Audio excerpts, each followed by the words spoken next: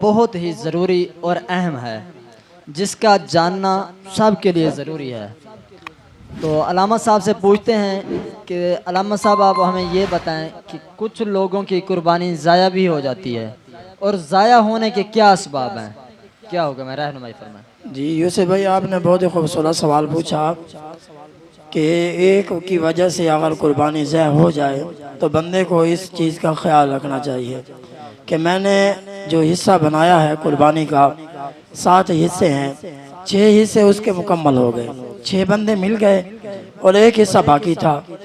تلاش کرنے نکلا، کوئی ایک بندہ ملے تو رانا صاحب کے پاس پہنچے یا خان صاحب کے پاس، ایک حصہ رہتا ہے آپ رکھ لیں۔ بے شک۔ انہوں نے کہا ٹھیک ہے، میں نے تو بکرے میں حصہ رکھا ہوا تھا، بکرا خریدا ہوا تھا، چلو آپ کہتے ہیں تو آپ کی بات مان لیتا ہوں، میں حصہ رکھ لیتا ہوں، چل بڑا گوشت بھی آ جائے گا، چھوٹا سو پہلے سے موجود ہے، بڑا بھی آ جائے گا۔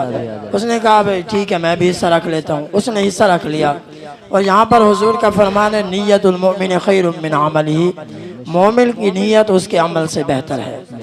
تو جب اس کی نیت گوشت کی تھی تو پھر سب کی قربانی اس کی وجہ سے ضائع ہو گئی۔ 6 لوگوں کی نیت خالصتاً اللہ اور اللہ کے رسول کی رضا کے لیے تھی، ایک کی نیت تھی بڑا گوشت بھی آ جائے گا، فریج میں رکھ لیں گے اور بعد میں یہ بھی کھائیں گے۔ جب گوشت کی نیت آئی تو اس وجہ سے سب کی قربانی ضائع ہو گئی۔ اللہ تعالی ہم سب کو صحیح سمجھ عطا فرمائے۔ آمین آمین۔